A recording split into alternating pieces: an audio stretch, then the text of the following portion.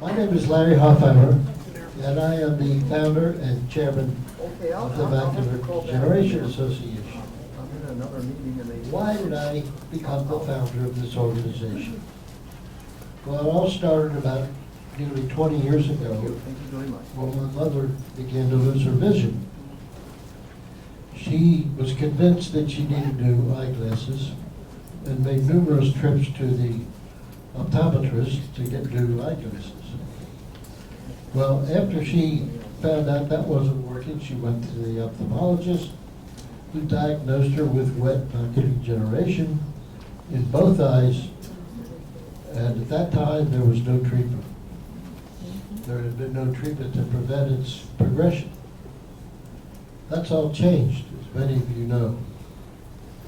And as I know, which I'll show you shortly, Degeneration Association's purpose is to educate the general public, particularly our aging population, which I'm included, of the risks and pitfalls of developing macular degeneration.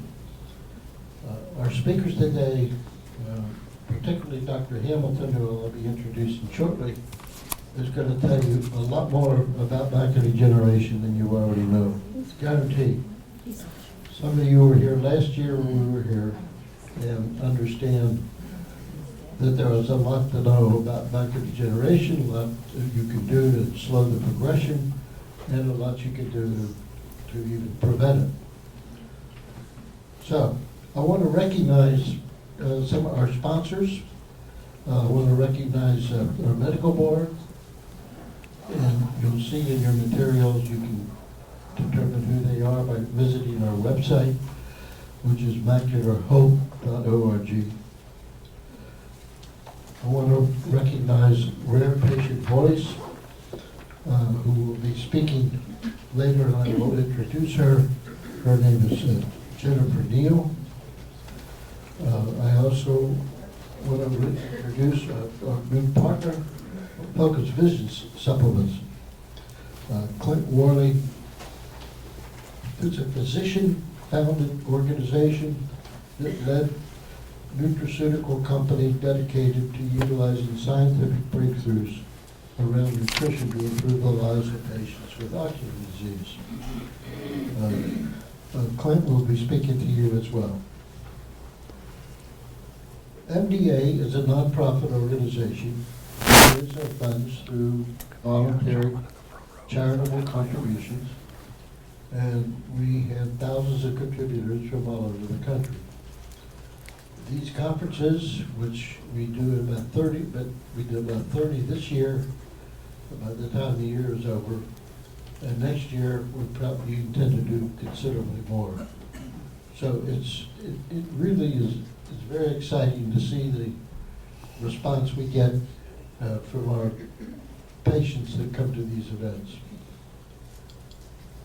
So I'd like to show you a little bit why I'm interested in macular degeneration. I give them a little bit more numbing medication here. Retinal specialist Dr. Joshua Malley is getting ready to give Larry Hoffheimer a special injection. And we'll be done in just a few seconds. That will help treat his age-related macular degeneration. It's probably the most common diagnosis that I see here in my practice. Dr. Malley says AMD develops as retina tissues break down over time. About 3 million Americans with advanced visual loss from AMD. Larry Hoffheimer is one of them, and he says with genetics as a risk factor, he saw it coming after his mom was diagnosed. In both eyes, and told her there was really not much you could do about it, so she lost her entire central vision. He was so passionate about spreading AMD awareness that he founded the Macular Degeneration Association, and since he knew the warning signs, straight blinds on their house become wavy or distorted, he knew what to look for. I noticed that the door jamb was jagged. And luckily, a lot has changed in AMD treatment. Over a decade ago, we really didn't have any great treatments for this condition, but now we're so lucky nowadays to have excellent injectable eye treatments that are very, very effective treating this condition and saving people's vision. Hoffheimer says he's probably had 50 of these injections for his wet AMD, where there's bleeding inside the eye. Injectable medications help to essentially shrink that blood vessel over time and stop the bleeding. My vision's been fine ever since. Dr. Malley says other risk factors are age and smoking, and he advises if your eyes are trying to tell you something, listen. Visual loss or vision changes, it's so important to get a dilated eye exam with your regular eye doctor. In Sarasota, Hallie Pilot, SNN, the Suncoast News Network. So I'd now like to introduce Dr. Richard Hamilton, who has spoken to us on numerous occasions. He's a board-certified ophthalmologist, graduated from Harvard College, and went on to complete his medical degree from Harvard Medical School. Dr. Hamilton is a retina specialist, and he practices at the Center for Retina and Macular Disease with 7 locations. I'm sure many of you attend them, go visit them throughout this portion of Florida. His first presentation will be all about age-related macular degeneration. It's my privilege introducing you, Dr. Richard Hamilton. Thank you. Thanks. Thank you, Larry. It's good to see everyone here this morning. I'm a big fan of the Villages. As you know, we have an office here, and I'm here at least once a week. But I like the Villages more than just the fact that we have a work presence here. I grew up in the Midwest, outside of St. Louis, a town called Alton, Illinois, and I'm amazed at how many people I meet in the Villages who are from the Midwest, kind of that central swath. I always call the Villages kind of Big Ten territory. And, you know, I'll meet people from Iowa, Penn State. Now, truly my loyalties are with Nebraska, because that's where I was born. And I don't know that we're doing so great this year in football, but anyway, I always feel like I'm coming home when I come to the Villages, so it's a special place to me. We're going to talk about macular degeneration today. Many of you have learned quite a bit over the years, and perhaps you just would like more information, and that's what we are going to do today. Let's start with some landmarks. This is the eye, and the eye has a series of layers, each of which, by the way, needs to work together for you to have good vision. Vision is not simply defined by the retina. Every single layer from front to back works together to give you your best image. Like a flotilla of ships, the flotilla only moves as fast as the slowest ship. So if any layer in your eye is off by a little bit, that's as good as your vision is going to be. If you have a cataract, that's the problem, that's the layer that needs to be repaired. If you have dryness on the surface of your eye, that's the layer that needs to be dealt with artificial tears. Maybe your focus is off. Well, that's where the glasses come in to bring it into focus. But there are other layers in back that are also very important, and one of those layers is the retina. The retina is this orangish lining to the eye wall. It's like wallpaper of the eye, but it has a function. It creates an image like film in a camera. It isn't just decoration. The retina is critical. Without the retina, there's no vision. In some ways, it's the most important layer, but it's not the only layer. All the layers have to work well. We refer to the very center of the retina as the macula. It's kind of a little brown spot out there in the center, and it allows us to see details. We can all see objects off to the side if we hold up our hands. Can we read a book if we hold it to the side? No. We can only read the book if we hold it in the center where the macula does its work. And it's in the central region where we get that type of detail. There it is, the macula, the reading zone. It turns out the retina itself is composed of several layers. Each of these layers works together, almost like an electrical circuit. This layer here is called the photoreceptor layer, and you'll notice the cells are very long. They're like an elongated tube. Think of a telescope that catches light, so you can catch the light from a distant star and see it. Well, in some respects, that's what a photoreceptor does. And then it takes that information and it relays it to this electrical neural network where it then gets relayed to the brain. Retina is the driver of image production. The RPE is the layer deep to the retina. It's a support network, a radiator of sorts. It works hand in hand with the retina, and it needs to be healthy. The choriocapillaris is the layer deep to the RPE, and it also has a role to play in function. Now, it turns out that macular degeneration basically comes in 2 types. I like to keep things simple, and I think most people are in a similar category. They like to keep things simple. There's a dry kind, and there's a wet kind. The dry kind is more common, and typically people start with the dry before going on to wet. Approximately 6 out of every 7 people that has macular has the dry kind. 1 out of 7 will progress to go on to the wet kind. So most people have the dry kind. Now it turns out the dry kind is probably the better kind. Most people that have dry hang on to pretty good vision. Might not be perfect, but it's pretty good enough for a lot of activities. Wet is a little different. In wet you can lose a lot of vision and you can lose it rapidly. So let's start with dry macular. What exactly is dry? Well, in dry macular what happens is we start to see the development of little yellow spots right under the surface of the retina, right under the undersurface. And those little yellow spots are composed of debris, all the debris from the machinery of making vision. Our body uses these molecules to create the image, and when the molecules are done, it spits them out, and normally we clear them. But in the case of dry macular, they accumulate. They're not cleared sufficiently. It's like debris or garbage left in the street that didn't get picked up. And as eye doctors, when we look in there, we see these little yellow spots, and they're called drusen. Drusen are the hallmark of dry macular degeneration. If I look into your eye and I see no spots, I just see an orange background with a little brown area, that's normal. But if I look in there and I see a whole bunch of yellow spots, that's most likely dry macular degeneration. Sometimes they come in dark brown, but usually it's kind of a light yellow. What does it look like when I'm looking in there? Well, this is a picture of the back of a person's eye. We have the right eye, the left eye. The yellow disc is the optic nerve. That's the cable that sends the image from the eyeball to the brain. Got to have that, very important. The red lines are the normal retinal blood vessels. That brings blood flow, energy to the retina so that it can do its job of making the image. The yellow spots, those are the drusen. That's the accumulated debris that has started to build up in the 60s and 70s and 80s in people who have dry macular. Believe it or not, a lot of times this type of an eye has relatively good vision. So people are still doing okay-ish, even if they have this. The problem is people that have this can go on to develop severe vision loss decades after the fact. So when I said earlier that dry is the better kind, that's true, but 20 years later, sometimes where those yellow spots existed, the retina will wither away.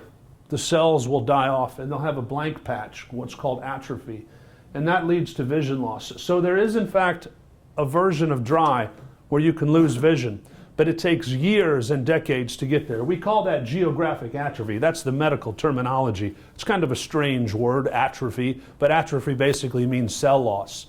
And if you think of a person who has a TV screen and they're missing pixels, you know, those little colored dots that make up the TV screen, if you're missing all your pixels in the center, you have a fuzzy spot in the middle. And dry macular, the drusen, can lead to atrophy, but once again, it's a slow process. It takes place over years and decades. So basically with drusen, minor visual disturbances may develop. As the years and decades go by, major areas of loss can occur in the center. We're talking 80s, 90s, early 100s. Both conditions, the drusen and the atrophy, can lead to the wet version. A little bit of statistics, probably 15 to 20 million people in our country have some version of macular degeneration. And somewhere between 1.7 and 2.5 million have the wet kind. That's a lot of people. You're all aware of the baby boomers, 1946 to 1964 birth date. Some of baby boomers may be in this audience. 80 million of you out there, baby boomers, okay? And that's on top of the people, you know, that aren't baby boomers, that were born prior to 1946. So this is a huge issue in the United States and other kind of Western industrialized nations. In fact, it's the leading cause of vision loss in industrialized nations. So what is the wet form? This is the one everybody worries about, and for good reason. The wet form is what happens when a blood vessel sprouts underneath the retina where it's not supposed to be. It grows underneath the retina, and because the vessels are new blood vessels, they are immature. They're not bringing blood to help bring oxygen and nutrients to the tissue. They're there to grow new tissue, and that's a problem because if it's growing new tissue under your retina, it's going to interfere with the formation of vision. The medical term for this is choroidal neovascular membrane. You don't need to know that, but it will be on the quiz at the end of the discussion. But new blood vessels are bad. They're bad when they occur under the eye. And they leak fluid, they leak blood, and they can make the center vision very poor very quickly, literally on the order of days and weeks. Think of a photograph. If you take a family photo and put it under the faucet, what does the water do to the image? It makes the ink run. It's bad for image. So think of that analogy when you think of wet macular. But it all gets back to new blood vessels that are growing. The leading cause of blindness in patients over the age of 65 in the developed world. At least 200,000 new cases a year. It's probably closer to 250 in recent years. Once again, the anatomy of the macula. So here's our eyeball we started with, miniaturized. Here's the layers of the retina. And then here we see kind of an artistic representation. So when the vessels are growing, we see them sprouting in this deeper layer, and then they poke through the wall of the eye and start growing under the retina and the RPE. See the yellow? That's the drusen, right? So then the membrane sprouts and starts growing, and then it starts leaking fluid. So there's the family photo under the faucet. Getting wet, the ink is running, the vision is dropping down. New vessels leak, new vessels cause the vision to go down. This is why we worry about wet macular. And it's the speed that worries us most, because it can happen on the order of days and weeks. And a person can not really be aware that there's a problem, and within a few weeks they can have a large hemorrhage underneath the macula. And the hemorrhage can then turn into a large scar. This person here basically has a big black spot in the middle of their vision. They are not totally blind. And by the way, to lose all your vision from macular is very rare, very uncommon. But losing the center can happen, particularly if you develop wet, particularly if you have bleeding, particularly if you have a scar that results. So wet macular is very serious, okay? In summary, there's two types, the dry kind, the wet kind. The dry kind is usually not too bad. It starts with drusen, the little yellow spots, and can progress to a type called atrophy years and decades later, where you're missing some cells and may have a fuzzy patch. Wet form we consider to be the bad kind. It has to do with new vessels, choroidal neovascular membrane, that are leaking fluid and blood and causing all sorts of changes in anatomy quickly and causing the vision to go down, in some instances, fairly rapidly. How important is this disease? Well, we've touched on the numbers. 15 to 20 million have dry, 1.7 to 2.5 million have wet. That's just the USA. It is reaching epidemic proportions. Remember the baby boomers, 80 million. I think they started retiring, hitting the age of 65 in 2013. That goes on to around the year 2031. So this tidal wave, this tsunami of human population that is reaching retirement, I don't even know where the halfway point, okay? And just because you hit retirement doesn't mean that that's when you can relax. That's actually when the potential issue of macular degeneration begins.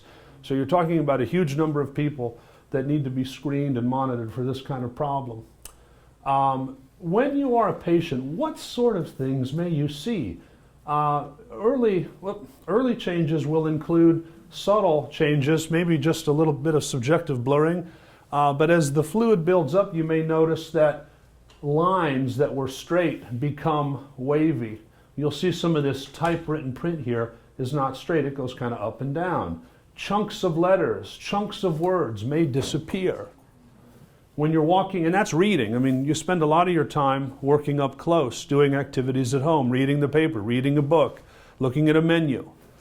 Now, what about walking around outside? Well, here's this individual walking down the street, and the building looks to be bowed in. This is not modern architecture. This is a building that is straight, and yet it looks distorted. The individual's trying to find their bus to take it back home after grocery shopping, and lo and behold, they've got a blind spot in the center. They can't identify the number. Needless to say, losing central vision has a big impact on your quality of life and the types of activities you can do. What are the risk factors? Well, ARMD stands for age-related macular degeneration, so obviously age is very important. Skin color, meaning Caucasian.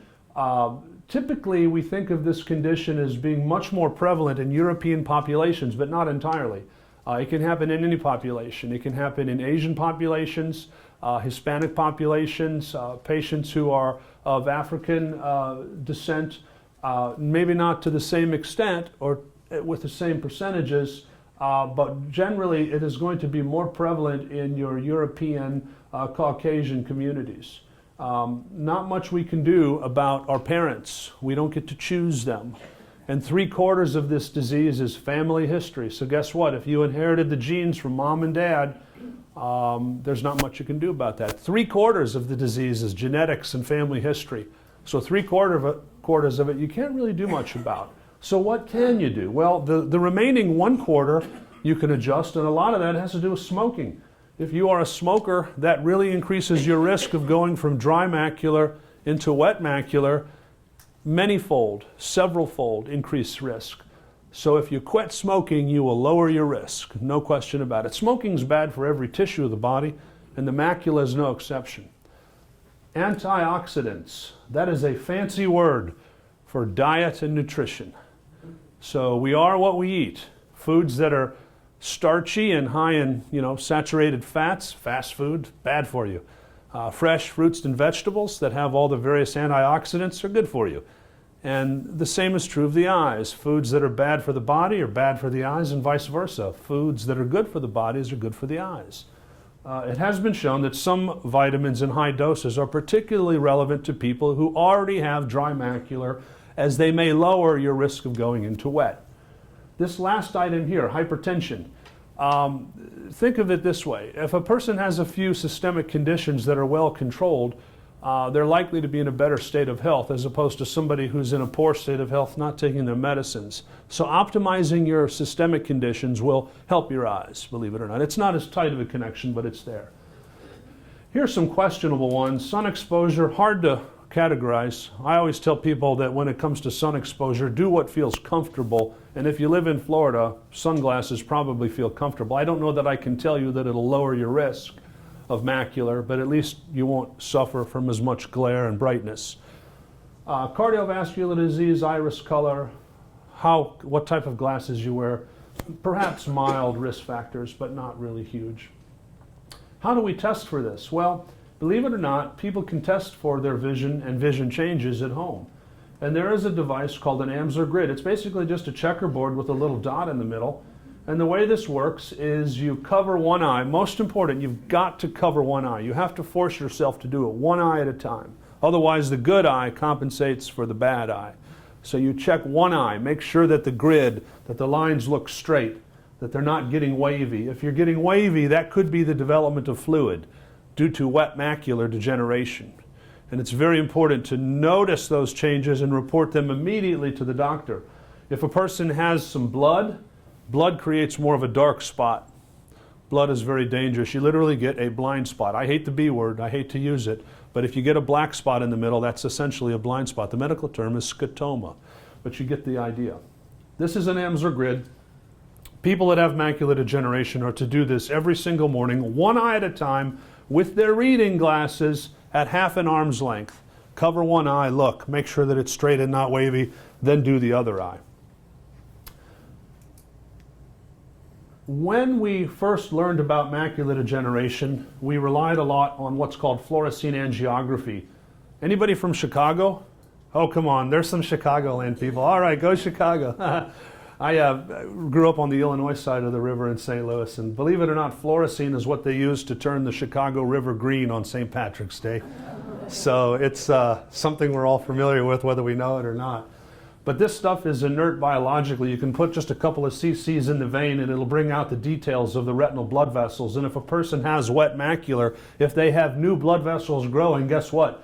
They show a big leaky spot in the center. Here's this patient down here. There's the nerve, there's the macula, the dye is in the arm, and the dye is leaking out of the new blood vessel, okay? Here's another example of a person with wet macular. This little area that's lighting up with that fluorescein dye that's been injected, that's the new blood vessel that is sprouted under the retina, and it's immature, so it leaks. And when it leaks, we see this dye. We rely more on a scanner called an OCT. And believe it or not, the OCT gives us a cross-section of the retina. Kind of like those artistic renditions of the macula we started out with at the beginning of the lecture that showed all the layers nicely stacked one on the other. And these particular scans can show us the development of little pockets of fluid so early that the patient may not even have symptoms yet. The OCT in many respects has kind of replaced angiography. And to make matters even more interesting, they've perfected the technology behind OCT so that you get an angiogram, that is to say, an appearance of the blood vessels as though somebody has had dye in their arm, but it's all done mathematically with bells and whistles, and you can get a lot of good data from that. Here's an example of an OCT that's giving us data as though a person had dye put in their vein, and you can see the blood vessel complex early before it has really gotten very big. Now this is an example of a person who has had a blood vessel that has been growing in an eye, and maybe they didn't realize it, and it kept leaking and leaking, and then it finally got big enough that it started to bleed. And once you get to this stage, you have a great big black spot, like taking your fist and putting it right in front of one of your eyes. You don't see through it. You maybe see a rim all the way around it, but this stuff can get very serious if it isn't detected early. This is a person who likely will have lost a lot of vision, and we may not be able to bring that back. It's getting a little bit dicey. It's a long shot to salvage an eye that has that serious of a change. And in time, the blood turns into what is called a scar, a disciform scar.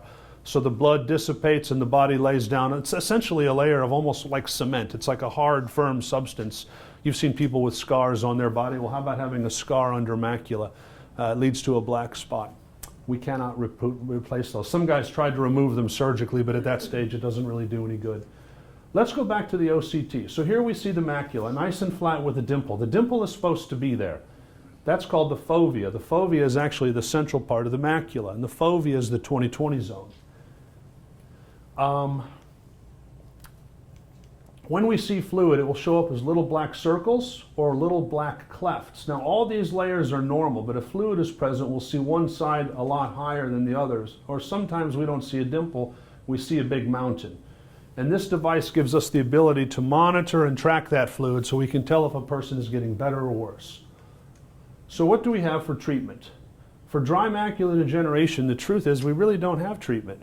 Many of you have heard of vitamins, and you're right, there are vitamins, but those are not to treat dry. They really don't have an impact on dry. What they do is help to prevent wet. So the vitamins are a preventative strategy, okay? And it turns out that we did some big studies called AREDS, age-related eye disease studies. There were a couple of them. There's AREDS 1, AREDS 2.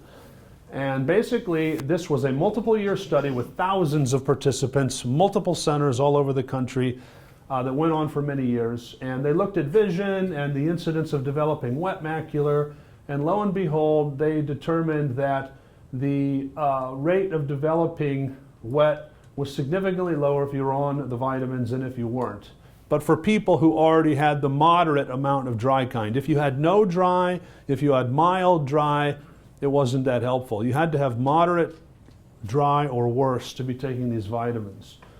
The ingredients included vitamin C, vitamin E, beta-carotene, zinc, and copper. This was the cocktail. And they weren't just like normal doses. They were 3 to 4 times the recommended daily allowance. These are high-dose vitamins, okay? But they're antioxidant in nature, and they really help to kind of turn the fuel, the fire in the furnace down, so to speak, so that the damage that's being done when macular degeneration occurs is kind of dampened down. They are antioxidants. Think of oxygen as fuel. It's like fuel that you throw on a fire and causes the flames to burst higher. Well, in some respects, the antioxidants are cooling things off a little so that the fire doesn't burn as hot. This is just some data comparing the different concoctions, but the summary was that it reduced the risk of progressing to wet macular by 25%. Now that's a big deal. That's a big deal because a lot of people who may have gone on to develop wet did not develop wet because of the vitamins. I like to tell people about an analogy. So if you've got instead of a 1 in 7 chance of going wet for people that have moderate, if you take the vitamins, you now have a 1 in 10 chance. So it lowers it from 1 in 7 to 1 in 10. It's not a silver bullet, okay? If we take a room of 70 people, let's just pretend this room, 70 on one side, 70 on the other. This group here has dry macular, moderate severity. Everybody's on vitamins. This group over here, same thing, but nobody's on vitamins. This group, 1 in 7 will get wet. So 1 in 7 is about 10 people. This group that's on vitamin, 1 in 10. So only 7 people. So 10 people go wet here that are not on vitamins. 7 people go wet here. 3 people in this group were spared wet.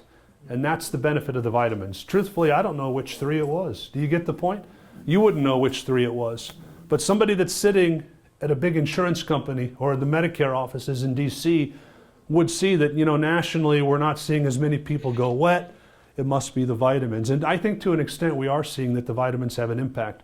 When you do the big math and add it up all across the country, all across the 80 million people, that are at risk for developing this and the 20 million people that already have it, several 100,000 people who would have gone wet will not because of the vitamins. But I would never know if you were the one, and neither would you. Vitamins are important, okay, but don't stress too much about them. Don't get lured into one of these vitamin traps where somebody's trying to sell you some stuff. I mean, the basic AREDS gives you a certain amount of benefit. Now, the lutein is an interesting molecule. This is what's called a carotenoid. Carotenoid, think carrot. These are your greens, your yellows, your reds. You see them in the produce section. Those colored molecules are very good for your eyes. In fact, your body uses them to kind of help do the physiology of vision. And it turns out the lutein actually is helpful. And when they did the AREDS 2, basically they got rid of the vitamin A. Vitamin A is a little bit of a no-no because the people that are smokers have a slightly increased risk of lung cancer. So we've kind of gotten rid of the vitamin A, the beta-carotene. But we added in lutein to the concoction and another one called zeaxanthine, which is kind of a first cousin to lutein. Think carotenoids, reds, oranges, yellows. And it turns out that we were big recruiters for AREDS 1 and AREDS 2. We were top 10, I believe. It turns that the AREDS 2 was helpful. It did about the same amount of good as AREDS 1.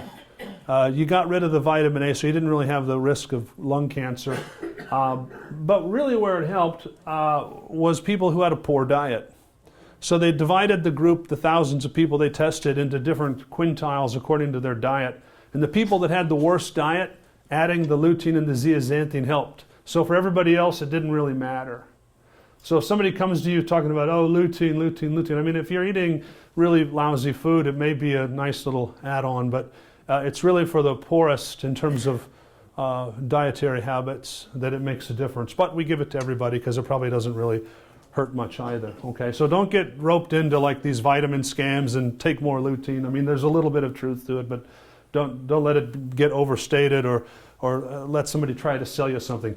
Let's shift gears now to wet macular and how we treat macular. Well, we zap it. There's Captain Kirk. Get the laser. That's how we did it in the old days. Here's the blood vessel growing. And there it is growing more. The fluid's building up. And boom, here comes the laser. It's zapping the blood vessel, but the problem is it's also zapping the overlying retina. So in the old days, we used what's called thermal laser, and yeah, it would get rid of the wet macular, but also give you a blind spot immediately. And the trade-off was, well, we'll give you a blind spot now so that you don't have a bigger blind spot later. A very hard sell. It was not popular with patients or doctors. It was called the MPS study. It's of more historical interest nowadays. And only about a quarter to 1/5 of people were candidates for it anyway. So really, it was kind of the early dawn of treatment, but it wasn't so wonderful in retrospect. Along came a thing called photodynamic therapy. I like to refer to this as cold laser. The idea is that you put a medicine in the vein which deliberately sticks to the growing new blood vessel, and when you shine the laser light, it therefore only gets the blood vessel, not the overlying retina. It selectively destroys the bad vessel without burning the overlying retina. Sounds great, right? Well, it turns out that even though it looks good on paper, in reality, oh, there it is, look at that, isn't that cool? Look at that, the retina's still there, but the vessel has shriveled away. And here's an example on angiography where the blood vessel's leaking, and then after the PDT laser, the tissue around there is gone. But if you look very carefully, the overlying retinal vessels are still present. So that's not actually a big black spot in the retina, it's a black spot underneath the layer deep to the retina. So the retina still is functioning on top of that.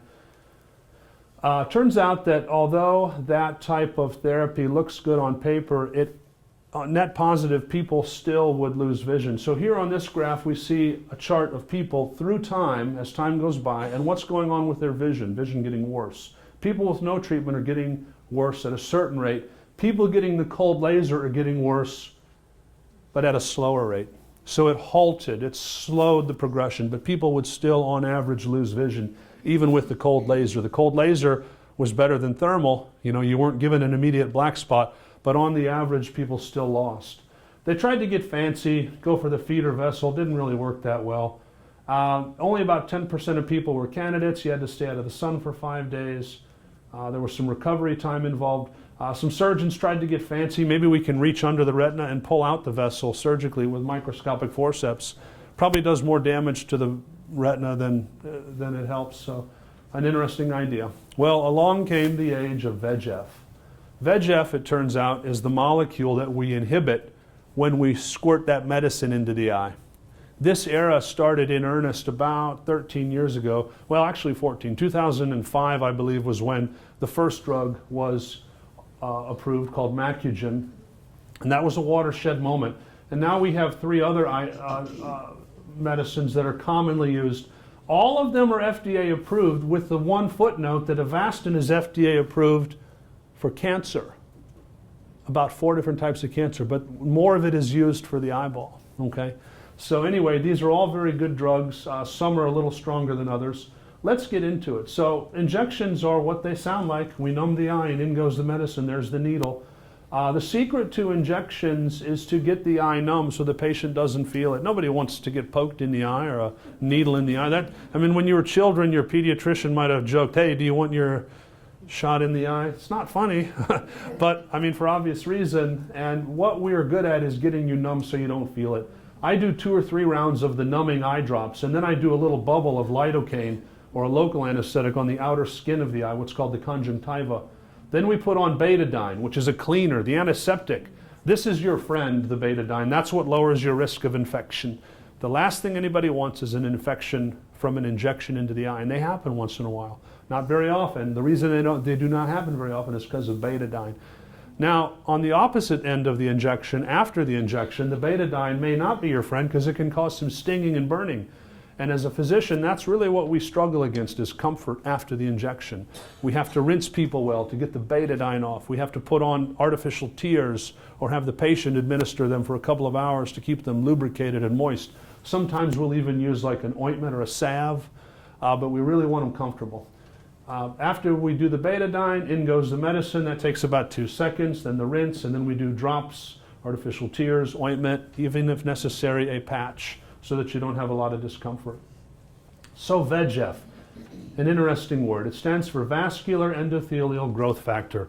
This is the signal that the body puts out to cause a blood vessel to grow. So when a person develops wet macular, the body is sending out the signal, VEGF. It's a molecule. It's a shout out. And when that molecule is present, the new blood vessels sprout on order underneath the retina. And the whole process starts going, fluid, leaking, blood, etc., etc. Here is a view of a cell membrane. Here are the various VEGF molecules swimming around, stimulating the light switch, if you will, turning on the light so that more molecules are activated and blood vessels start to sprout.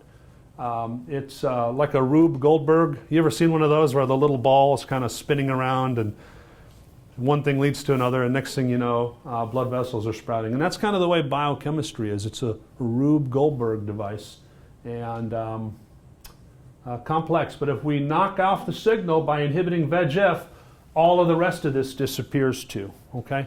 So we're trying to knock out VEGF. And the first drug that was able to accomplish this was Macular. And this was a watershed moment in the history of macular degeneration, because it was the first time where we had a medicine that could treat this condition. We didn't have to rely on laser.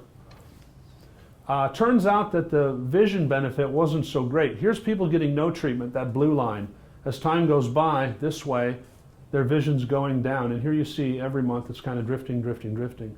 With Macular treatment every 5 or 6 weeks, they're still losing, but just not as much. It's a little bit like the PDT, the cold laser data. You know, it's not quite as severe. It halts it, it slows it down a little, but on average, people still lose vision. Within a year or two of Macular came another drug called Lucentis. Now, the interesting thing about Lucentis is that it was designed to target all the various known versions of VEGF. VEGF is like, in our body, proteins are the tools, they're the devices that our body does to do things. It's like a toolbox that you have in the garage, different tools for different tasks.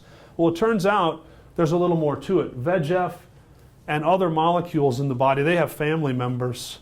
They have brothers, sisters, cousins, aunts, uncles. There are molecules that are related to one another closely. They look a lot alike. You can tell when people are related. They kind of look alike. But the same is true of molecules. And this particular drug inhibited a large chunk of the family of VEGF molecules, whereas Macugen only inhibited one family member. This drug inhibited all of them. And here's a diagram of what those other family members' names were. And the names were based on how long the protein was, how long the VEGF protein was. And it turns out that this drug inhibited all 5 versions of VEGF.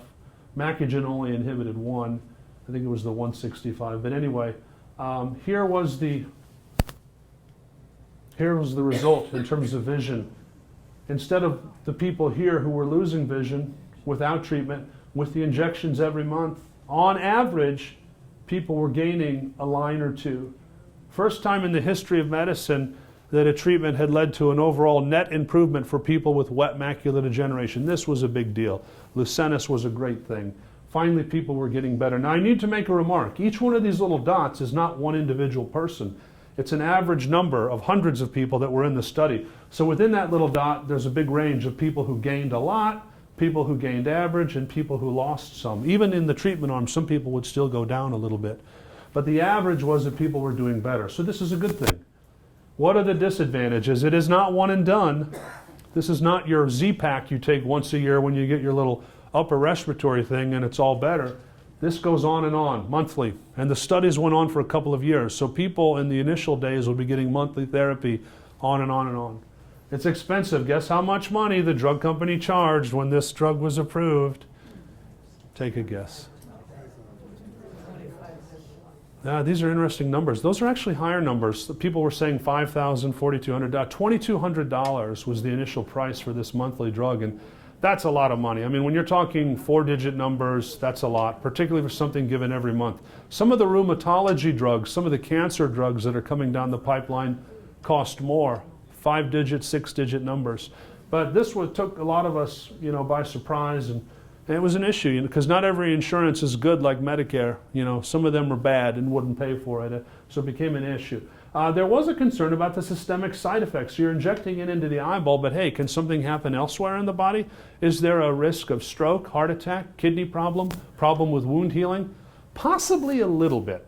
Possibly a little bit. I mean, there's certainly some data suggesting that there may be a very small kind of safety signal, but not enough to deprive people who are at risk of losing a lot of vision, a therapy that could save or even improve their vision. I would say for the most part that it is very well tolerated systemically.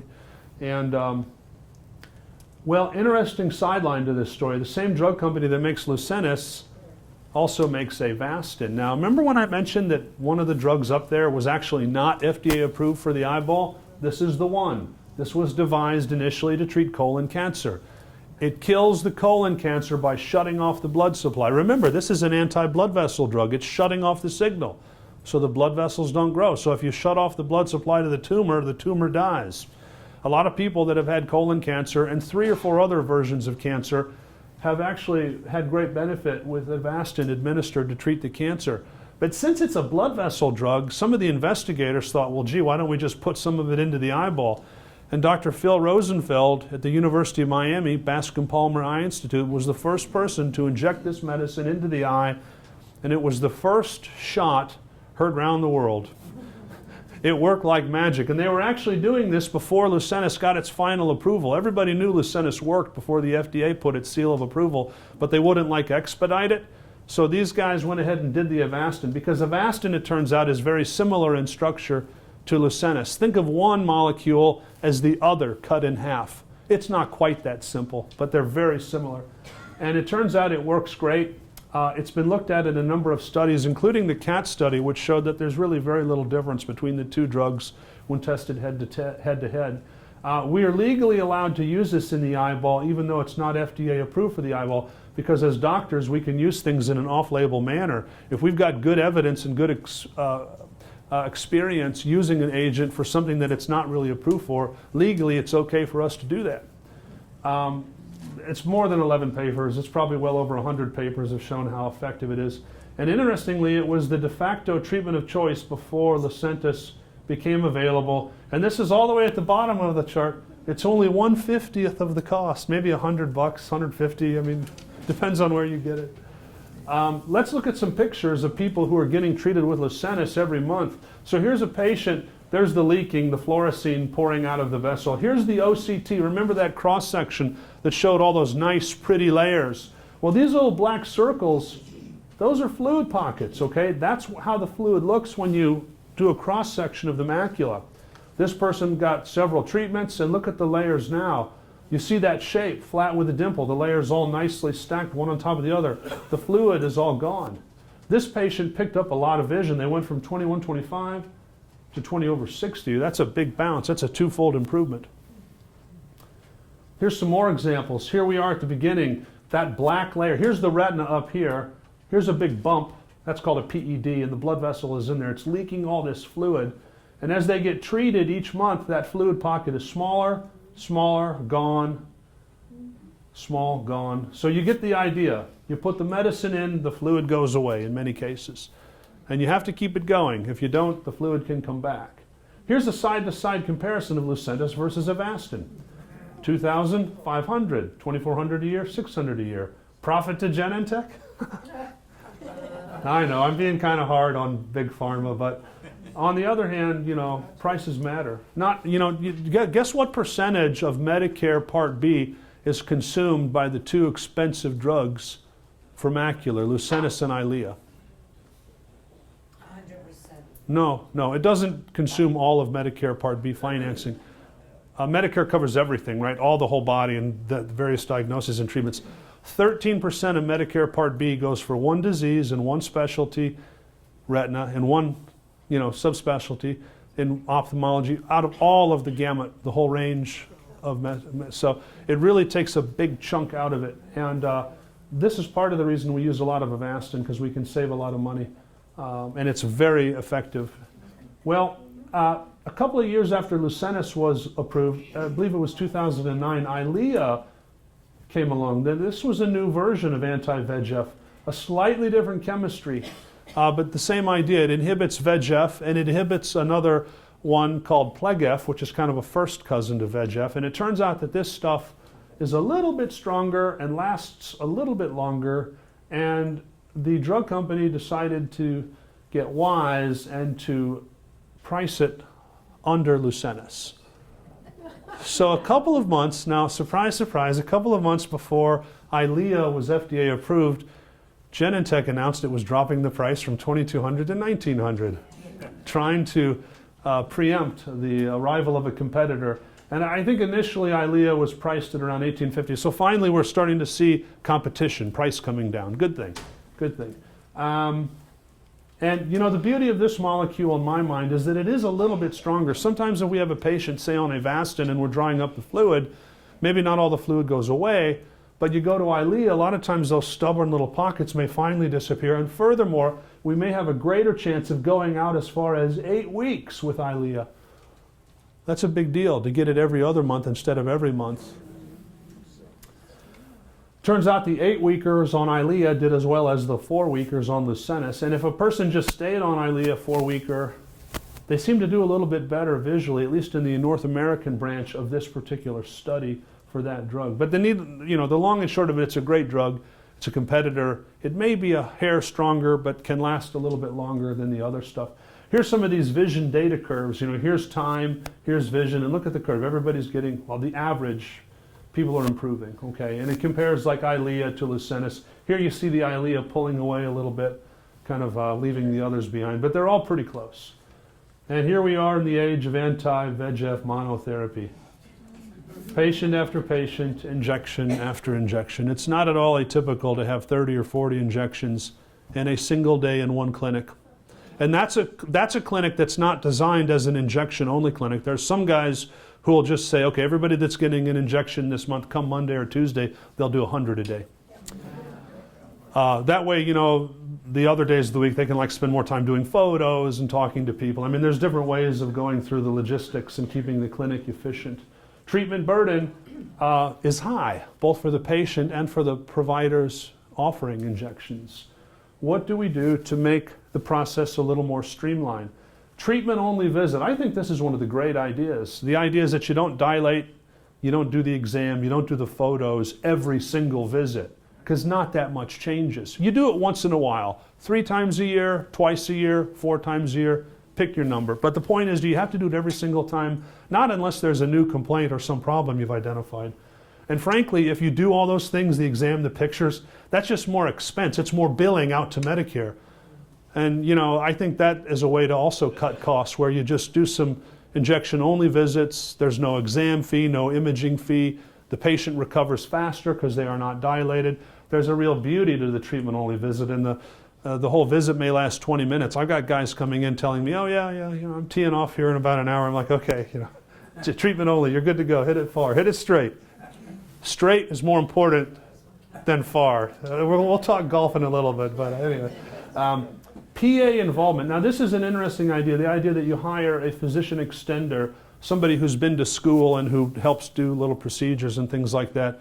You divide the labor. Some guys are doing this up north. I think Pennsylvania and New York, there's a lot of PA involvement.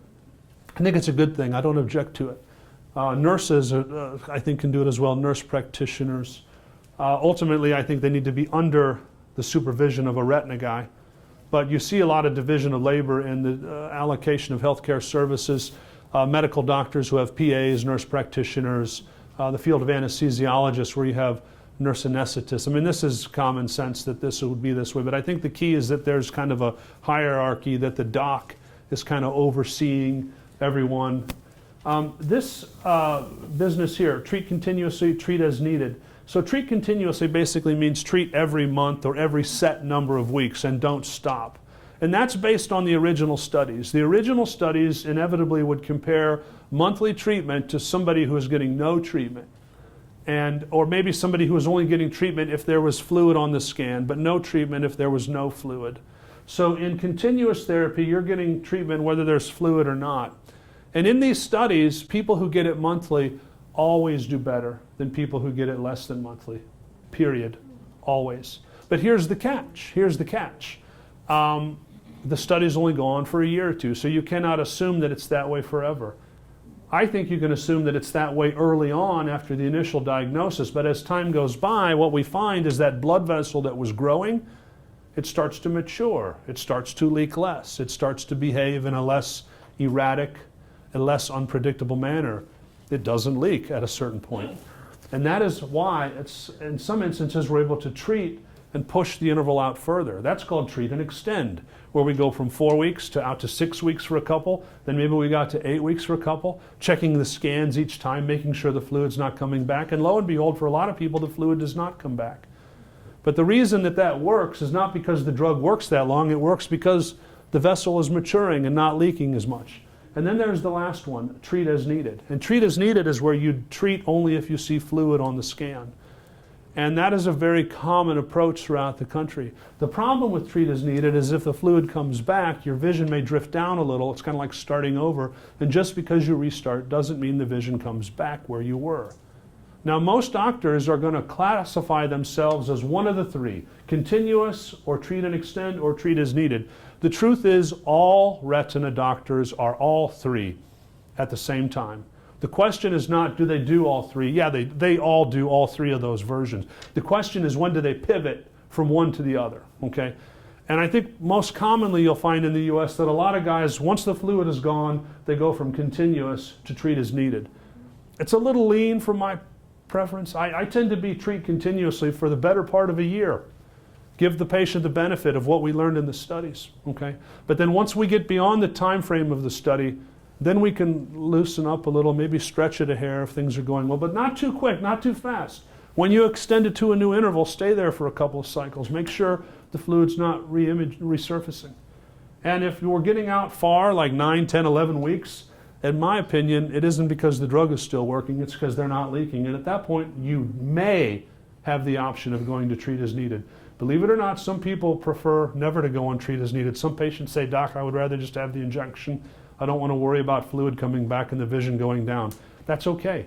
People can have that choice. And frankly, I'll leave it to the patient. When we get to the point where I think it's reasonable to go to treat as needed, I'll say, hey, we've got a decision. What do you want to do? It's your eye. And they will let me know. What can be done when vision is lost? Just because you've lost vision doesn't mean you don't have any vision. Of course you still have vision, it's not as strong. So what do? We help you use the vision that you do have better by designing certain types of glasses, handheld devices, closed circuit TVs, a whole lot of technology, and that's called low vision. And there are a group of doctors who do nothing but low vision. They take people whose vision is less than perfect and help them get more out of it. A very important topic, monitoring for depression or affective disorder. There's nothing fun or happy about losing vision, and some people have undiagnosed depression as a result of this. Everyone has a right to be down or blue for a while when bad things happen, but after a couple of months, if you're still blue, that mood takes on a life of its own. The point is, depression can be treated, but it needs to be identified. And then the last thing is registration for disability. Placards for the parking, the handicap, making sure that if you're not legal for driving, you turn it in for an ID card instead of a license, tax benefits, making sure that you have any type of write-offs that would come your way, okay? Here's the end stage for dry macular and wet macular. And interestingly, if you never went wet, but you lost all the cells, versus somebody who went wet, never had treatment, formed a scar, the net result is the same, a big black spot in the middle. So the next is going to be research, but that's our second talk for later in the morning. I hope you enjoyed it. Good? Okay. I know it's break time. I'll try to be brief. I had to use the restroom, so I get it. Good to be here in the Villages, by the way. Thank you very much. I've never been. I was in the golf industry for 10 years, and I see all these golf courses. It's fantastic. So if you play Callaway clubs, thank you. I'll say that. But I want to talk today about a couple things, and I'll be brief. And luckily, Dr. Hamilton touched on a lot of them, so I can skip over those. Thank you, doctor. First thing is AREDS 2. Quick show of hands. Everybody familiar with AREDS 2 even before the talk? Beautiful, beautiful. How many people are taking one now? Okay. How many people should be taking them? All right, so we'll quickly go over that. Again, it was covered, in some good detail, so we'll be brief. I'll talk a little bit about who we are, who I'm representing, and why I'm here. I think those are good things to speak of. So this was touched earlier. This is straight from the AREDS 2 study, talking about the leading cause of blindness. No surprises here. And this is what the NEI was trying to really uncover is, what do we do about this situation? You've got the leading cause of blindness for individuals 65 and older, and that age is getting younger, so that's concerning. They also saw this, and I'll point at the bottom here, this growing population, which was spoken to earlier as well. What are we going to do about this? So the NEI looked at nutrition and said, what can we do about nutrition to stop this progression of this disease? We know this is going to be a problem. And lo and behold, you saw the results earlier today. Help reducing the risk of developing advanced AMD by 25%. So I won't go into details about that, but I will reinforce two facts which I'm glad were spoken to earlier.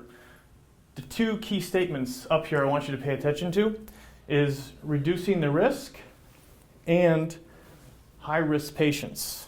Okay? So a lot of people have come to us and said, hey, will this help prevent me getting AMD? And the answer is no, it does not. Okay? The sheer scope of this study was you had to start with a diagnosis. Okay? You had to start with a diagnosis of moderate form of dry AMD. At that point in time, the data was clinically significant.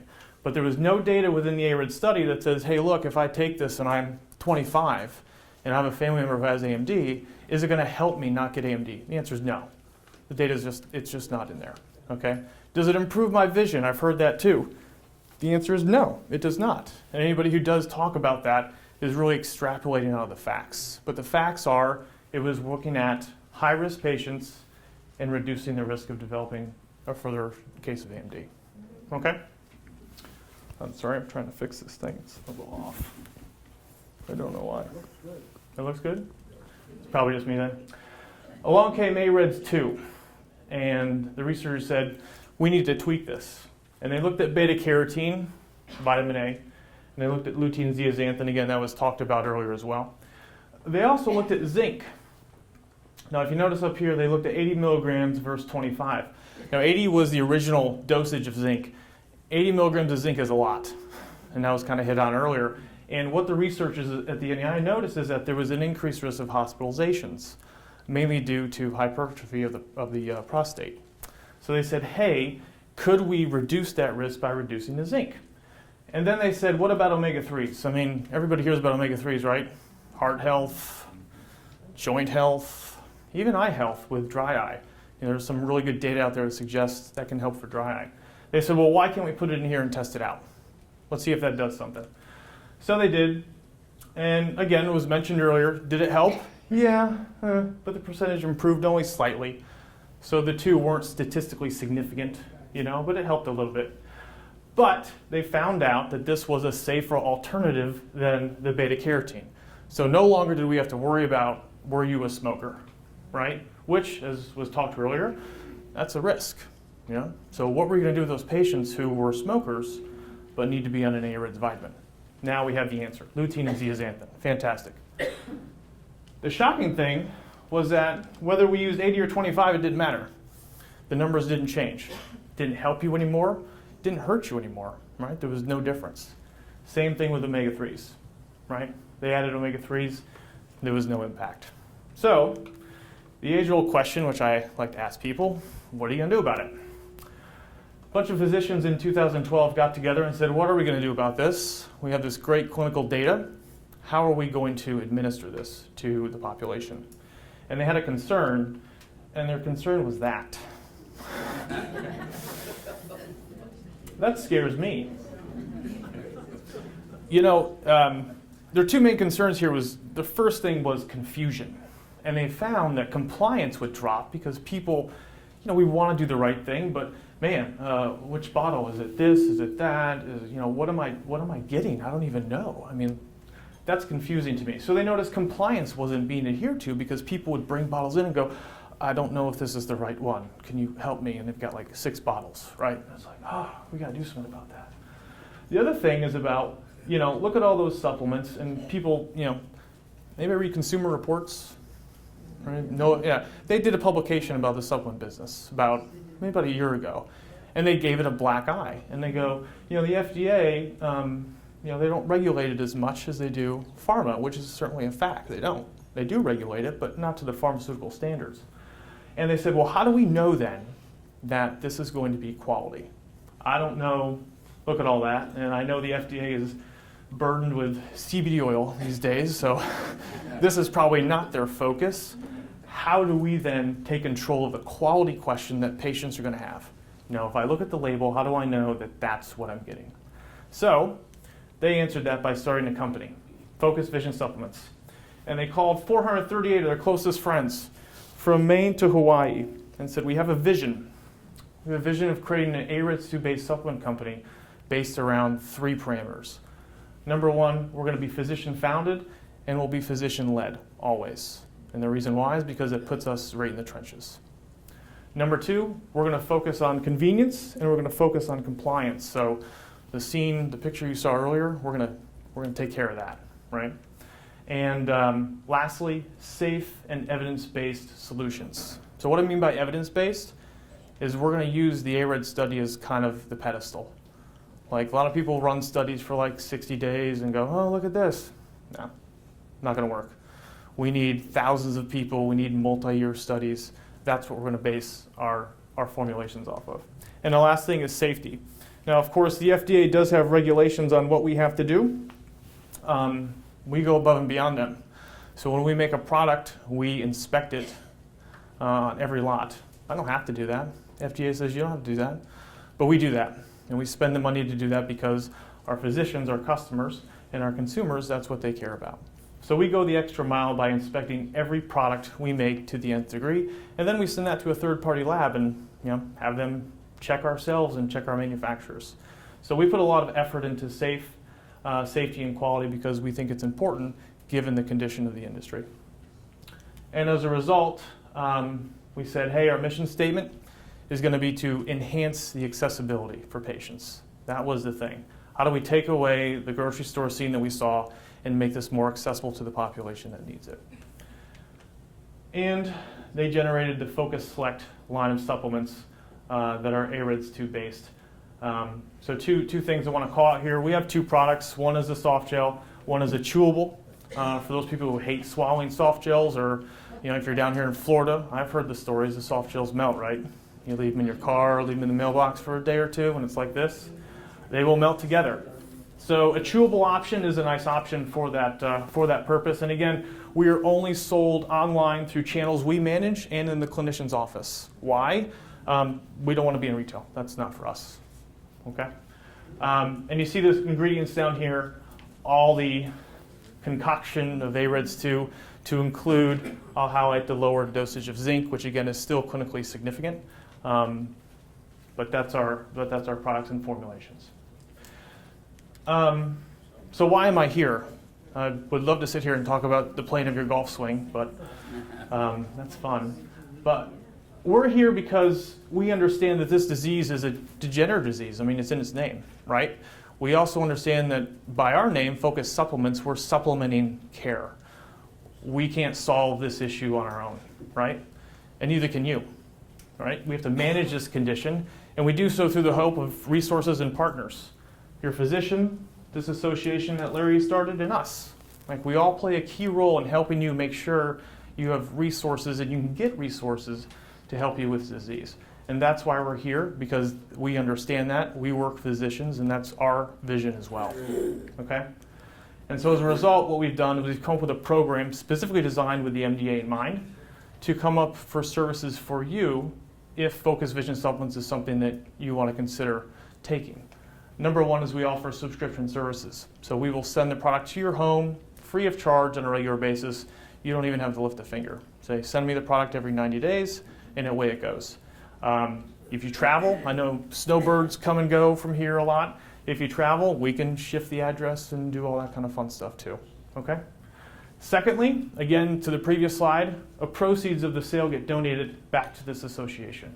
So for every bottle that is purchased through this organization, we donate back to Larry and his team because this is something that we support. And we're glad that he does this because we don't do it, but we understand that it's part of the overall care for age-related macular degeneration.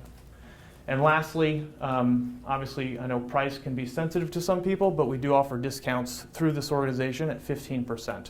Okay, so a bottle that we sell normally for $45 comes out to like $38 for a bottle. That's a 90-day bottle. That's a 3-month bottle.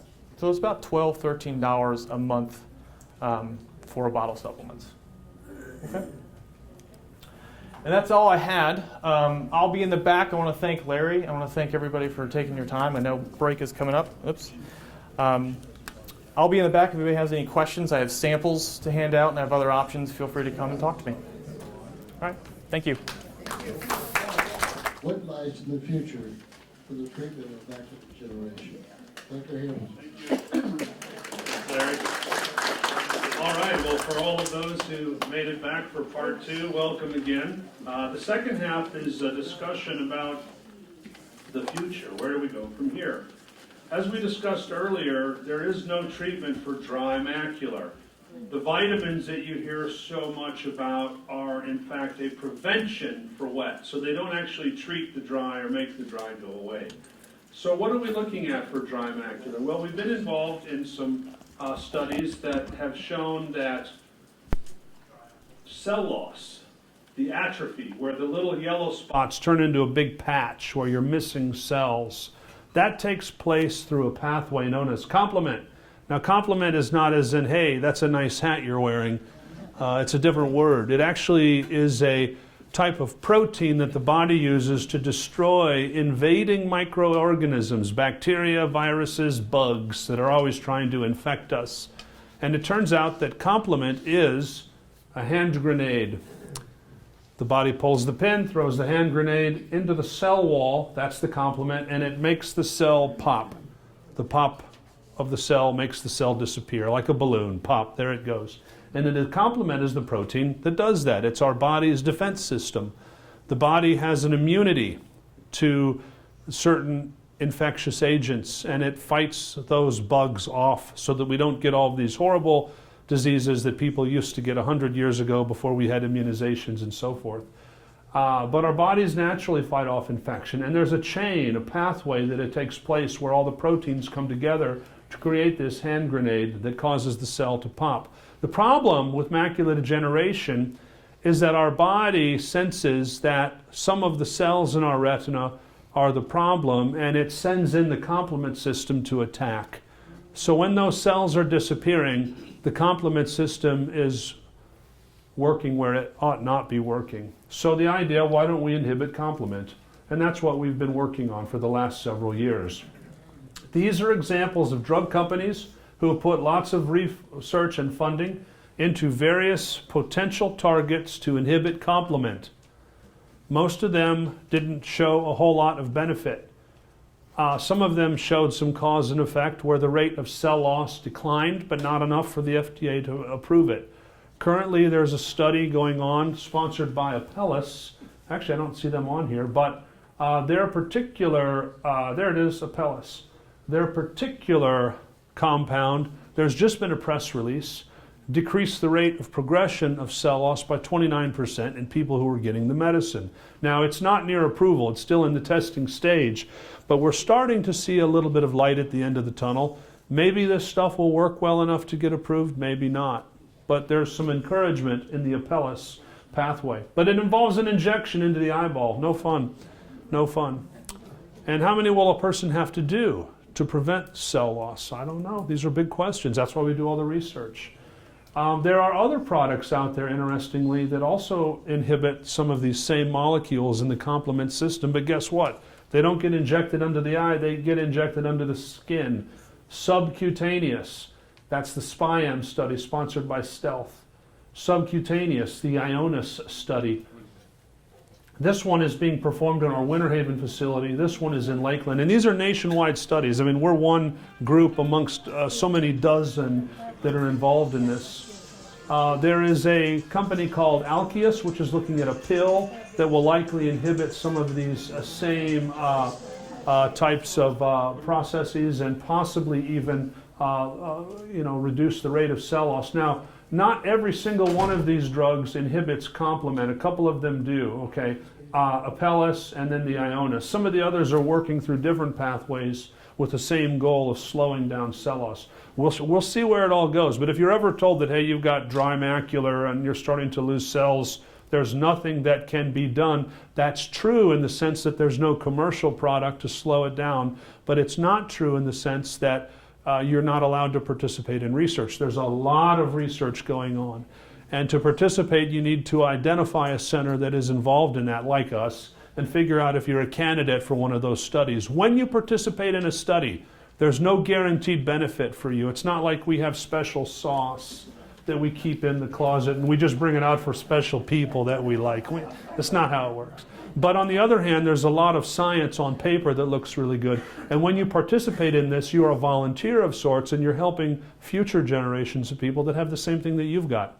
And if it turns into a blockbuster and gets approved, guess what? Then you become a candidate to receive whatever the dose was that worked. Anti-amyloid, interesting, you may hear some of this in the press. Now, amyloid is implicated in Alzheimer's, a very common condition and a very devastating one. Some of the proteins that are involved in Alzheimer's may show up in dry macular. Now, you have to be careful. You hear a lot of reports in the lay media about, hey, there's a new test, they can figure out if you got Alzheimer's by looking in your eyes. Not really. That's just the scientists that have kind of found a little bit of overlap. It's not the truth that clinically you'll go to your eye doctor and your eye doctor will tell you whether or not you have Alzheimer's. That's not truthful. But there are some biochemical areas of overlap where the two conditions share some similar chemistry, okay? Brimonidine, an eye drop currently used for glaucoma, and I think a very good eye drop, twice a day. It not only lowers pressure, but there is some belief that it is protective of nerves, neuroprotective, and some of the cell populations in the retina. We've looked at some studies at a pellet version, not an eye drop, a pellet version of brimonidine that gets injected into the eye that may slow down the rate of cell loss from atrophy. The studies are ongoing. We don't really know yet what the final analysis will be, but this is a pathway that is of interest, and we've been involved in a couple of these studies. Let's shift gears back to wet macular, okay? So with wet macular, you've got a lot of choices, and we made a lot of progress. I mean, 20 years ago, when people had wet macular, very little we could do. I mean, lasering with a thermal laser was not great. It had its role, it had its time in history, but the current medications, basically up to almost 2/3 of people, their vision may get a little bit better with current treatments. A third of people may improve by quite a bit.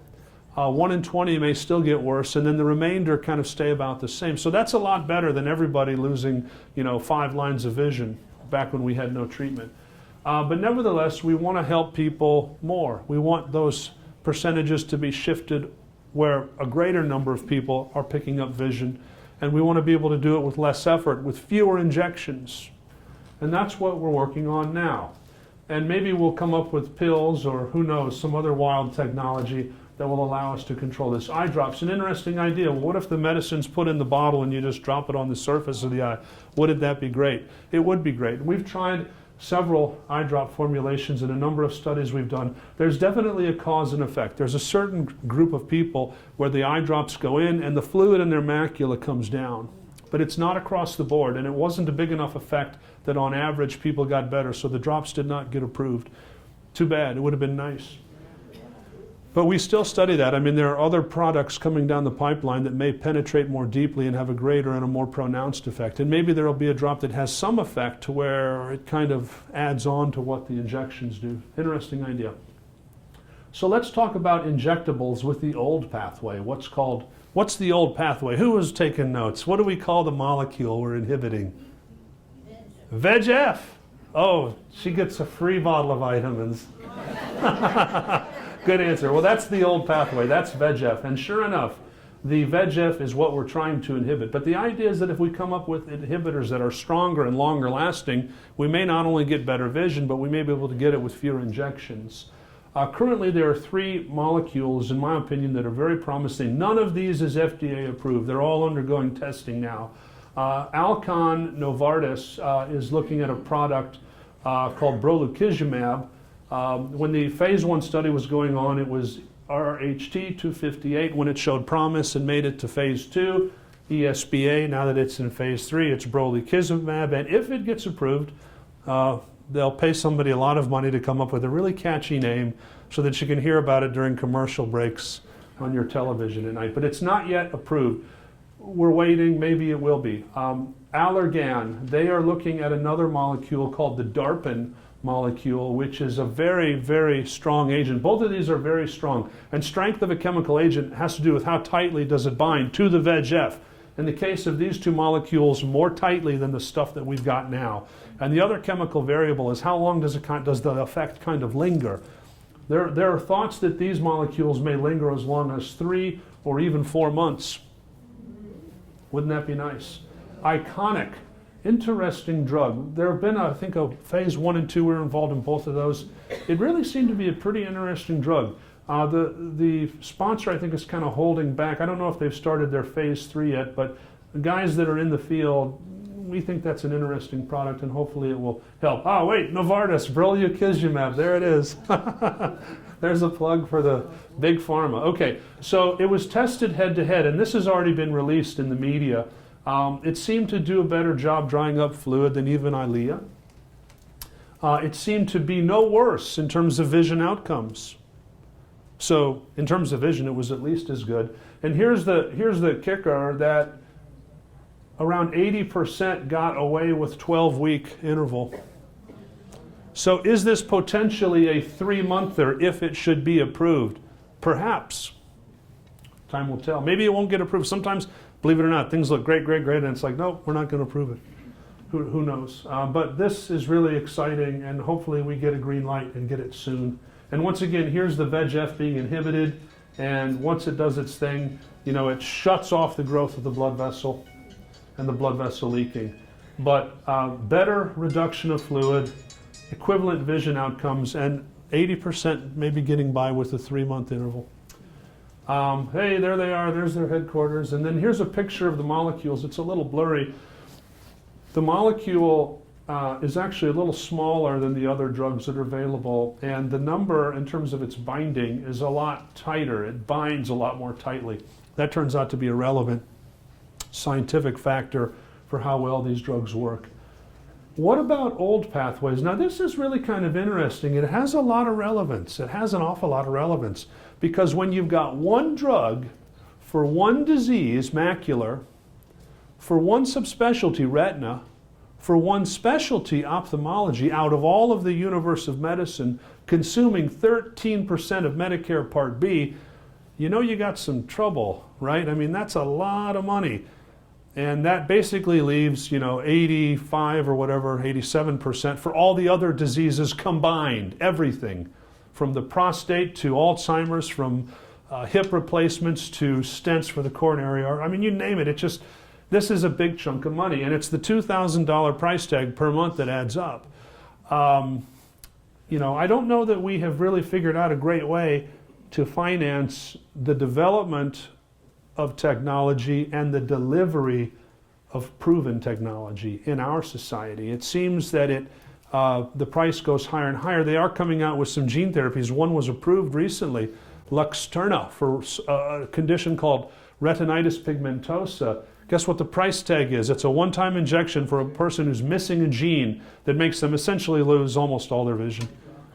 $850,000. So you see the curve going up and up and up and up with each new generation of technology. At what point is it just not possible, or how do you change the rules so that it's doable? Well, I don't know. I don't have an answer to those bigger societal questions, but what I do know is there's a drug called a biosimilar where we take a molecule and basically trim off a couple of atoms. I mean, it's a little different, but it pretty much is the same thing. It's a me too of drugs that are currently approved right now, and that is called biosimilar. Biosimilars are very prevalent in fields like rheumatology and I believe even in oncology to treat cancer, because those are some big time expensive drugs. And what they do is they basically try to undercut the prices of the older, more expensive drug with a newer biosimilar. And it turns out that all the current agents that we use regularly, Eylea, Lucentis, and Avastin, have sponsors developing a corresponding biosimilar, and we are recruiting patients to be participants in those studies. If they are approved, the price will probably be 80 to 90% lower, hopefully. And so instead of a $2,000 a month price tag, $200, $300, $400, I mean, that's a lot easier on the wallet. And it leaves room on the Medicare budget for a lot of other diseases that not only other people, but some of people who already have macular might get. There's more to the body than eyes. I mean, all the conditions need to be covered and financed appropriately. And this is one way to do an end around on price, is to come up with a biosimilar. We are actively recruiting all 3 of these studies. I think we have 10 or 11 in the Chengdu. I think we have 1 in X-brain, and we've only recently started looking for candidates for the biosimilar to Avastin. So that's one way to do it. So, the forefront is bigger, better anti-VEGF. And then coming up with drugs that are as good as the current ones that are a whole lot less expensive. But what about new pathways? I talked about VEGF and how important VEGF is in this process. It's not the only molecule involved. I mean, our body is a very complex machine. You think a computer is complicated. The body has zillions of more working parts than a computer. And any of these different parts may have a role in the development of disease. And, a lot of these molecules have names. They sound like alphabet soup. It's not a name like, Tom, Jane, Mary, Sam. I mean, they sound just like a random string of letters. And in fact, in some cases they are, but usually they stand for something. And some of these other pathways are things like platelet-derived growth factor, PLEGF, placental growth factor, Tie2, Ang2, and so forth. And some of these pathways are implicated in the growth of new blood vessels and in not only macular degeneration of the wet variety, but also diseases like diabetic macular edema. And we're starting to see that some of these molecules may play a role. Now, some of these have already been tested. The PDGF didn't quite do it. It was a little bit of a strikeout. Tie-2, Ang-2 definitely showed some benefit, and we're seeing it more so in the diabetic folks who have fluid from diabetes. So, and interestingly, one of the studies we did that we thought was going to be really neat with diabetic retinopathy, where a Tie-2, Ang-2 is injected under the skin, it didn't do anything for the eyes. But in the same study, we were also monitoring kidney function. Guess what? It helped the kidneys. So there you go. That's called research. What you think is the truth is an illusion, and sometimes what turns out to be truth is right before your eyes, but just to the side. And that drug may be looked at and developed as a means to help patients who have diabetes, prevent them from developing worsening kidney disease. And it also, in the same study, showed to be helpful lowering pressure. So yet we may have another pathway to help treat people with glaucoma. So lo and behold, we were chasing one thing and found 3 others. RTK inhibitors. You've all seen what a watch looks like. You pop it off and there's all these gears, and mechanisms working together, and all the gears need to work together. Biochemistry in the body is the same way. VEGF is not a solo agent. It's tied in with multiple signaling proteins and a long cascade that goes back farther and further, and there are many molecules involved. And when you go all the way to the back of the watch, so to speak, you find there's one gear that kind of turns the whole thing, and they're called tyrosine kinase inhibitors, TKI. There's a certain molecule called sunitinib, which looks to be a good inhibitor of tyrosine kinase, and right now we are taking on patients to see if this drug will help control the condition with a 6-month interval. It's for people who have already had a few treatments, maybe 3, maybe 4, not many more, but have had wet already. They've had some treatments, things are looking good. We've demonstrated the fluid's gone, the vision is stable or better, and we're kind of watching and waiting. Those are the people that are candidates for this study, and if they go into this study, they may get randomized to an arm where they get a dose of the tyrosine kinase inhibitor 6 months apart. Interesting stuff. Interesting. The L path, I mentioned this because it didn't work. We thought it would be great. A few people seem to do remarkably well, but not everybody across the board. It seemed to minimize formation of fibrosis, interestingly. What do you do when the scar forms? Not much. But if a person, has ongoing leak, can you in some way modify their tendency to form a scar? Maybe. Future of monitoring, 4C home monitoring. Some of you may have these at home. It's basically a computerized version of the AMSR grid. It's a little fancier, a little more souped up. It'll give you a signal that there's been a change in vision before you know it.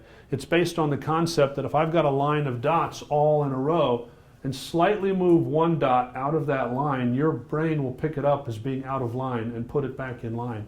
And that concept is called Fourier acuity, and the idea is that you can use that same concept to meticulously test the function of the macula in a person who really doesn't have any visual symptoms and see if there's an early change due to fluid. And the same company is figuring out a way to get an OCT hooked up so they can do a scan and see if there's physical evidence of fluid.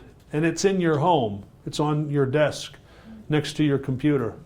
So home monitoring, home diagnosis.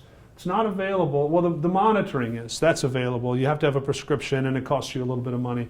But and I think Medicare pays for some of it. It did pay for it, then it did, and I think it pays for it again. But anyway, these things are out there, and we're working on more.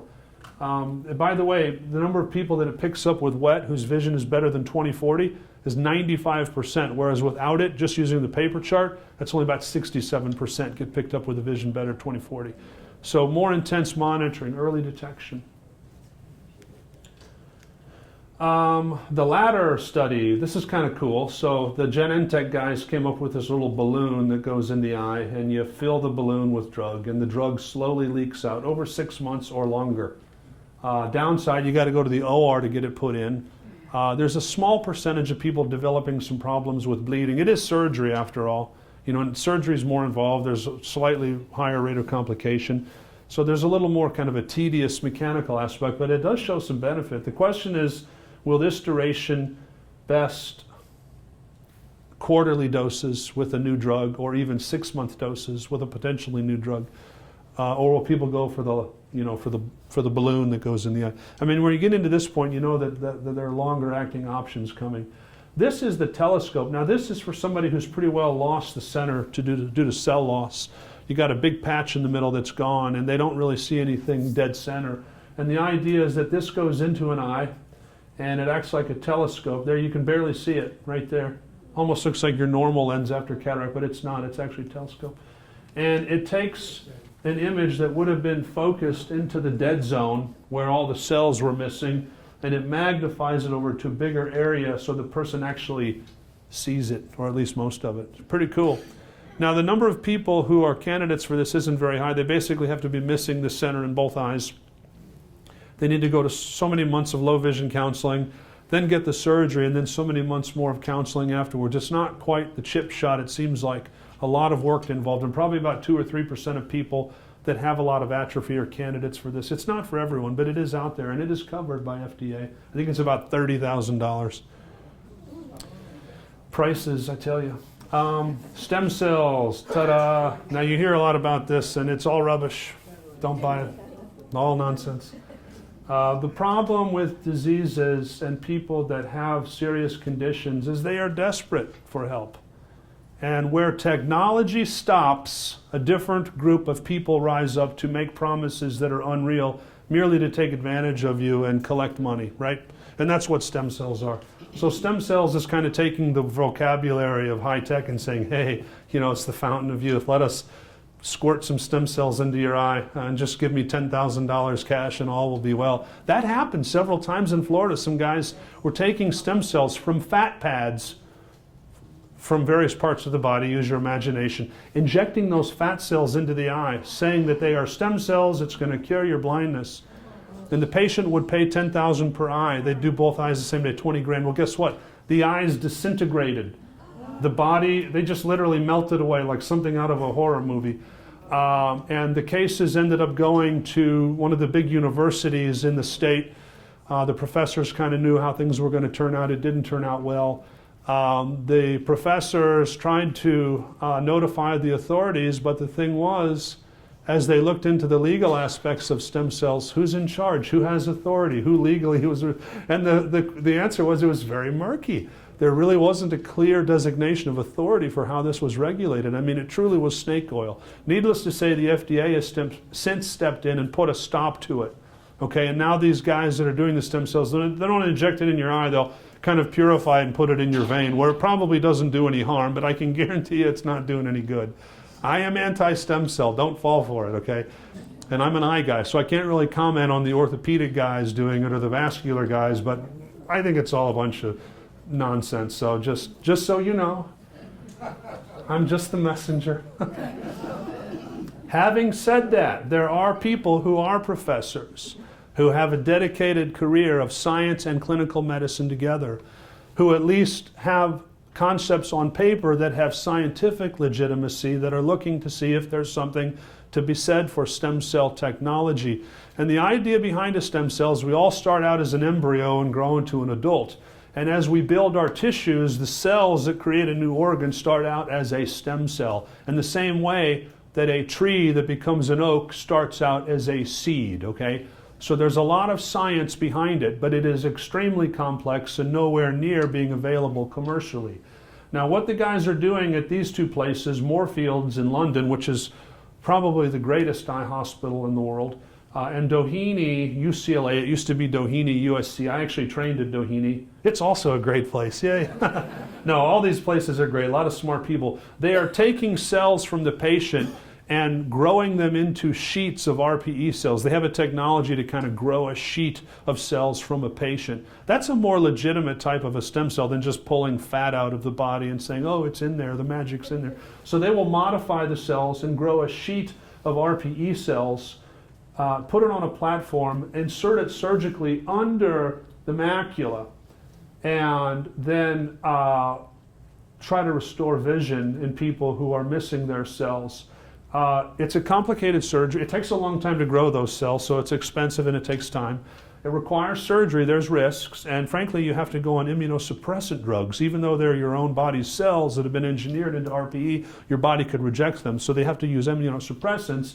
and then they need to follow you very carefully. But there have been some oh wow cases of them restoring vision in people who were missing a big chunk of cells in the center. So the guys who are involved in research and development are on it, but it is much more lengthy process and a long way to go than shelling out 10 grand to some guy, over on the corner who's trying to sell you a promise. So just be very careful. But there are people working on stem cells. Here is the bionic eye, and actually this was another one that came out of like University of Southern California, Doheny, and it's a chip that kind of goes it goes on the surface of the retina. There are some glasses that catch the image. The image is then sent to a computer that is worn on the glasses behind the ear, and the image is then relayed one electrode at a time to this device that's placed on the surface of the retina and stimulates the inner retinal layers, which are not damaged as much as the deeper. Remember the picture like the vessels were under the retina and all the damage was under? Well, it turns out the inner layers of the retina are not damaged so much, if at all. Those cells are still around. So if you can stimulate them, you can recreate the image. So what you're kind of doing with the chip is bypassing the deeper layers. It's called the Argus 2 retinal prosthesis. It has kind of a semi-FDA authorization approval or whatever you want to call it, and they're available to be put in there. And it does work in some patients, but you're talking a very small number of people. So here you are, you're seeing science at work, legitimate science, where people are coming up with ideas to bypass diseased tissue or replace diseased tissue. So interesting things are coming. Oh, this little guy, this was great, neurotech. We were involved in this one. That little chamber right there is actually a group of cells that have in their DNA the gene for the protein that is ILEA, okay? So they figured out, here's the DNA that would make the protein ILEA. We're going to insert it into a cell. We're going to grow a bunch of cells into a column, put it in a little jar, and sew it inside the eyeball.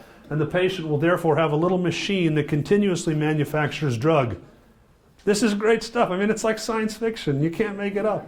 And it's been tested, and we were involved in this. And lo and behold, it does create the drug, and it does drift out and control fluid and leakage. But here's where clinical medicine comes in. Does it work well enough that it's a blockbuster? I mean, it's like a movie. Is every movie a great movie? No. Some of them are blockbusters. They have to be received and tolerated and have a real-world impact. And it turns out that in this study, although it does work in a lot of cases, there were plenty of cases where the effect would wear off and you'd need to be getting the injections periodically. And in the study that they did, there were a few people that kind of had some breakthrough bleeding. So the study was put on hold. But an amazing idea. And it's still going. The other thing was scar tissue. The body would tend to try to encapsulate it and wall it off because it recognized it as foreign. So how do you outsmart the body? Good question. Good question. Wait, that wasn't it. That was it. Oh, goodness. All right. Wow. So let me do another. Yeah, we're kind of towards the end. Oh, there it is. Yeah. So here's reality. Here's the current day. Get in line. Let's get the drops and get the injection going. Just a little plug for our research department because this is very important to us. We've been involved in research for over a decade. We've done 200 plus clinical trials. That's unusual. There are many retina practices that are involved in a study here or there. There are some that always have a study or two going. We typically have 10 to 12 studies going at any time, and not just for wet macular, for dry macular, for diabetes including fluid, for diabetes that does not include fluid, for a thing called retinal vein occlusion where the blood pressure is high and the vessels kind of pinch off in the retina. We have studies going on for that. We have studies going on for uveitis, which is a type of inflammation that can happen in the eye. And within the disease categories, and we try to have a study going at all times with at least each of those major categories, we will have studies that involve phase 1, phase 2, and phase 3. Phase 1 is a molecule that's never really been tested much in people just to make sure that it's not toxic. And the people that volunteer for those are your astronauts. This is the guy that hops out of the lunar landing vehicle to be the first person to set foot on the moon. They may have been the first person ever to get that drug injected into a human. And that's very important because we need to make sure that it isn't toxic. Now, many instances that have been tested in animals or looked at on computer models, we think it's probably safe, but we got to prove it. That's phase 1. We've done a lot of phase 1. Phase 2 is when we know it's not toxic and the science looks good. Now let's start looking at doses and start cranking up the dose to see which one is kind of the magic dose. And then phase 3 is where we know it works. Now we're going to go head to head with whatever is available commercially on the market. And that's like the NFL. That's like, okay, we're trying to win that Lombardi trophy, so now we can go to market and actually be available to everybody. So we will be involved in phase 1, 2, and 3 for the various disease categories. We'll try to have options for people with the various disease categories. And not just with injections, pills, eye drops, increasingly drugs that are intended to be injected under the skin, because interestingly, those medicines have an impact on biochemistry elsewhere in the body. It's kind of amazing.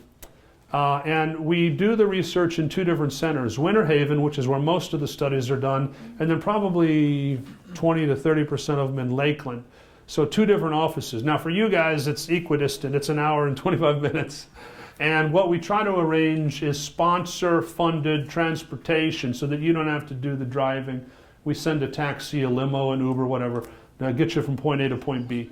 But research is very important, and you know, we've been committed to it. We've been involved in over 200 studies. We've got about a dozen going right now, and we think it's very exciting. So if you are given an answer, though, there's nothing we can do, or if you're given like one very singular answer, like there's only one solution, that's usually not the truth. Usually there's more than one option, even for commercially available options. And if you choose to go the unconventional route and participate in a trial, that becomes an option, but only if you're with a center that is actively doing research. Our wet macular degeneration studies, there are the 3 biosimilar studies where we're trying to undercut Eylea, undercut Lucentis, and undercut Avastin with drugs that are biosimilar, almost identical but different, and hopefully a lot less expensive. If I had a family member that had wet macular, I would definitely try to get them in a study for biosimilar, no question about it. Just knowing what I know as a doctor, I'd be like, no question. If I can get them in, I'm getting them into the biosimilar. For people who've already had some treatments and maybe they want to go a different route, the gray bug, which is the one looking at that possible 6-month-long drug, that's a good option. We are involved in, I think, 5 studies for geographic atrophy, which is the cell loss one. 2 are injections, 1 is a pill, 2 are the ones that go under the skin. Okay, and 1 of those is in Lakeland, the other 4 are in Winter Haven. We have a study going on for diabetic fluid, what's called diabetic macular edema. That's a biosimilar as well to Eylea. There will probably be many other studies. Oh, we're doing a study for retinal vein occlusion. So if you know a person who's been getting injections for retinal vein occlusions, they're getting tired of it, maybe they've been getting them for a year or so, this is a great study because we think we have a steroid that may be a 6-month-long agent, and that's called the ARE study. What else? The uveitis study we did that just closed. I don't know that we have an active uveitis, but we got stuff going all the time. So anyway, thanks for your attention.